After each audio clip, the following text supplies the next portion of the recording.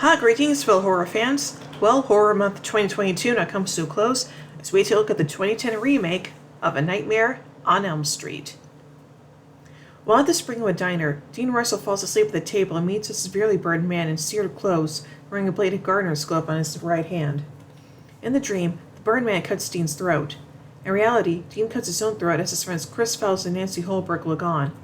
At Dean's funeral, Chris sees a photograph of her and Dean as children, but cannot recall knowing Dean before high school. Chris begins to have nightmares about the burned man and then refuses to go to sleep for fear that she will die like Dean. Jessie Braun, Chris's ex-boyfriend, shows up to keep her company while she sleeps, but Chris meets the burned man in her dreams and is murdered.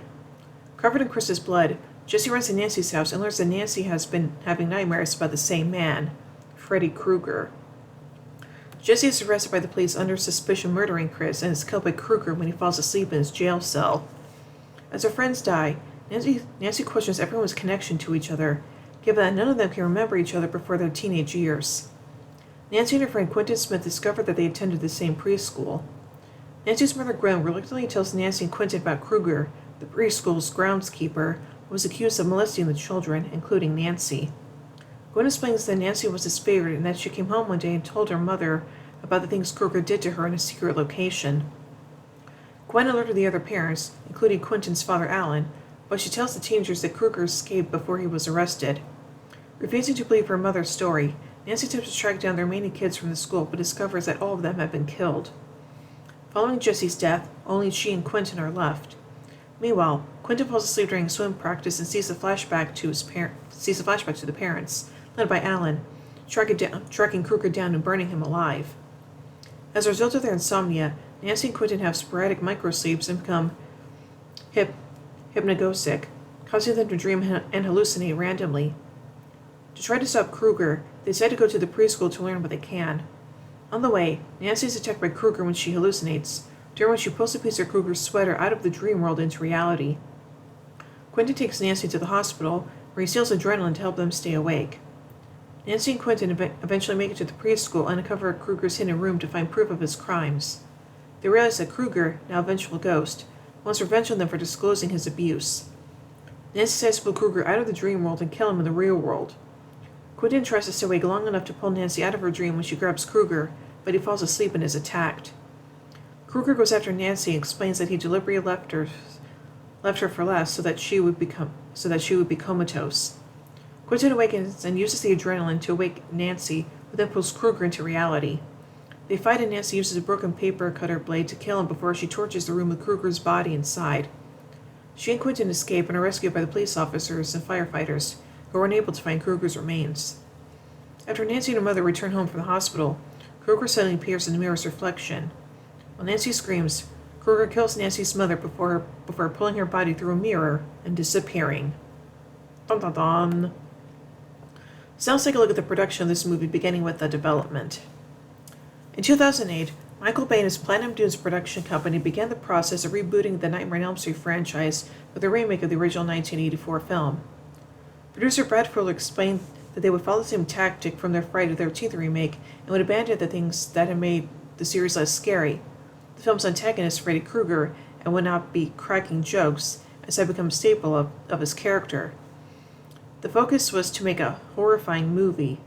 Fuller said that the film is a remake of the 1984 film, but clarified that they would borrow character deaths and dream sequences from the entire series. In February 2009, Samuel Bayer was hired to direct the film.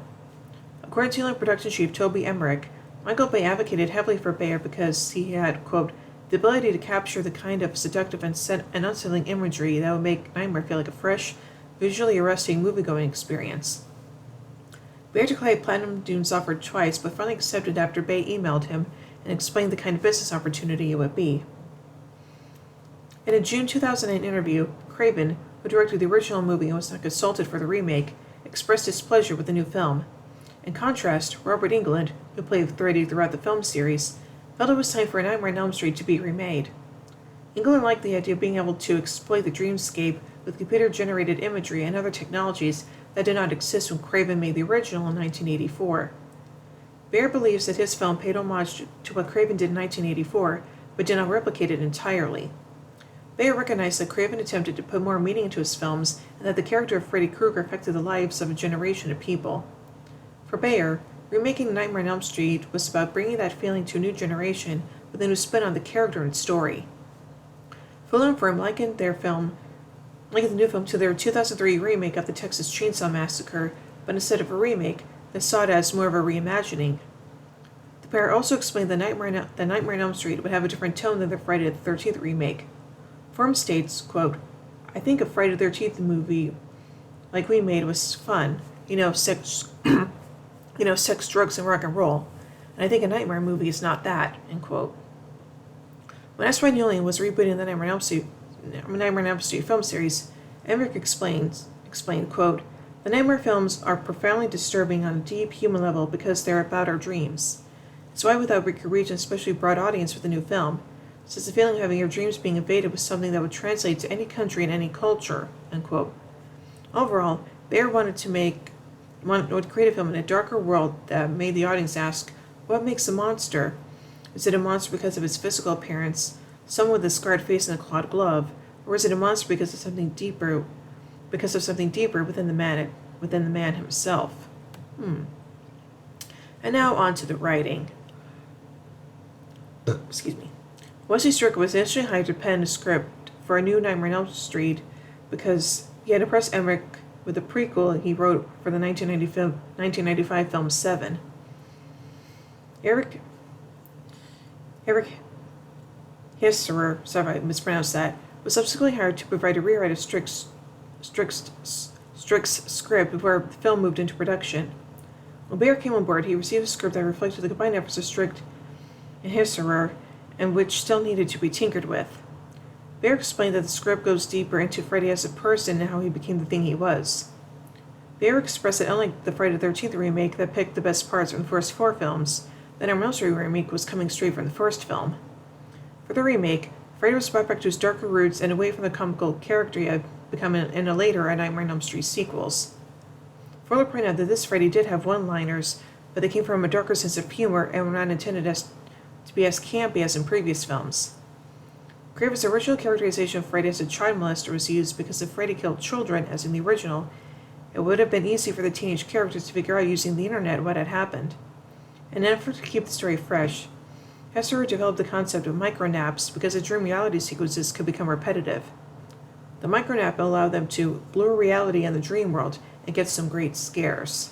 In March 2019, Hesser had expressed his dislike for the finished project and spoke of the film's production, quote, "On my first day on set, a crew member told me, in this intro scene for the two leads, we decided there wasn't enough dialogue for them at this party, and we took some dialogue from page 87 and put it there."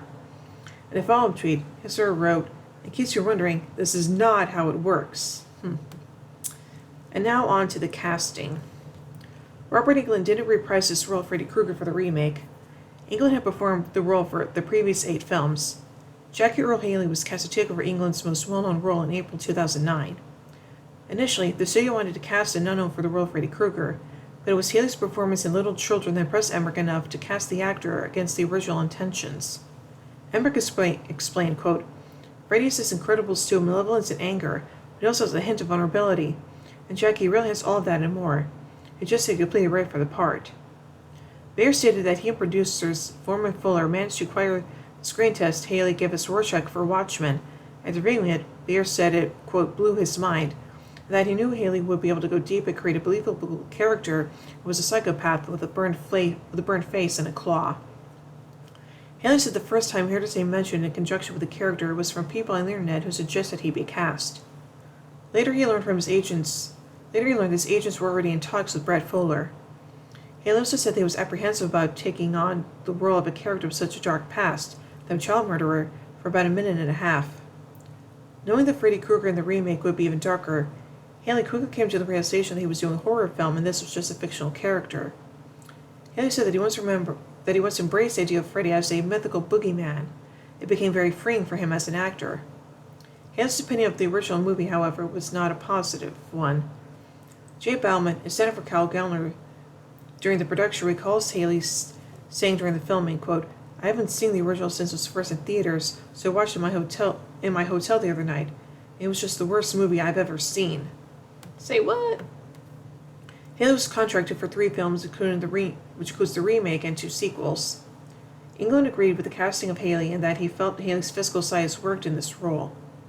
Haley stated that he did not intend to have England's original performance influence his own, and that he used the frustration of having to sit in a makeup chair for 3.5 hours as his motivation to get into character. Rooney Mara plays the role of Nancy Holbrook. Mara was also contracted for a sequel. Blair describes Nancy as, quote, the loneliest girl in the world. Mara stated that her Nancy is different from the role of Nancy Thompson, performed by Heather Langenkamp, and described her character as socially awkward and timid and really doesn't know how to connect with people. Kyle Garner was cast as Quentin, who forms a connection with Nancy. Garner describes his character as a mess, more jittery, and more out there than Nancy is. Garner pointed out that his character is like this because of the amount of pharmaceuticals he ingests to stay awake.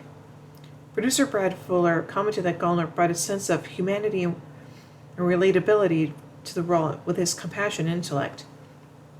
Other cast members include Katie Cassidy, Thomas Dekker, and Helen Lutz. Cassidy performed the role of Chris. According to Cassidy, Chris becomes an emotional wreck throughout the film. Cassidy describes her character's ordeal, quote, she is literally dragged through hell, having to crawl through dark, claustrophobic tunnels. She's always crying and freaking out as her nightmares of Freddy bleed into her everyday life. Chris suspects there's something that connects her with the others. She even confronts her mother about it, but no one's talking. Dekker plays the role of Jesse, Chris's ex-boyfriend. According to Dekker, quote, Jesse kind of knows what's going on but refuses to believe it. Dekker explains that Jesse spends so much time trying to convince himself that Freddy is not real. And by the time he does meet Freddy face to face, he's just a mess. There's no bravado about it. His terror is very real. Let's plays Dean, Chris's current boyfriend, and a well-liked, well-off high school jock. Connie Britton, Clancy Brown, and Elvis Justin Martin also star. Garner and Mara explained that the teenagers in the remake are a little more aware of Freddy and their situation, whereas in the original Nancy and friends were more mellow and nonchalant until they were finally killed. And now on to Krueger's design. Foreman Phil explained that Freddy's physical appearance would more accurately resemble a burn victim. Foreman later clarified that there was a line they did not want to cross when it came to making Freddy look like a burn victim. According to the producer, the crew had many reference photos of burn victims which detailed how white the skin would appear after healing.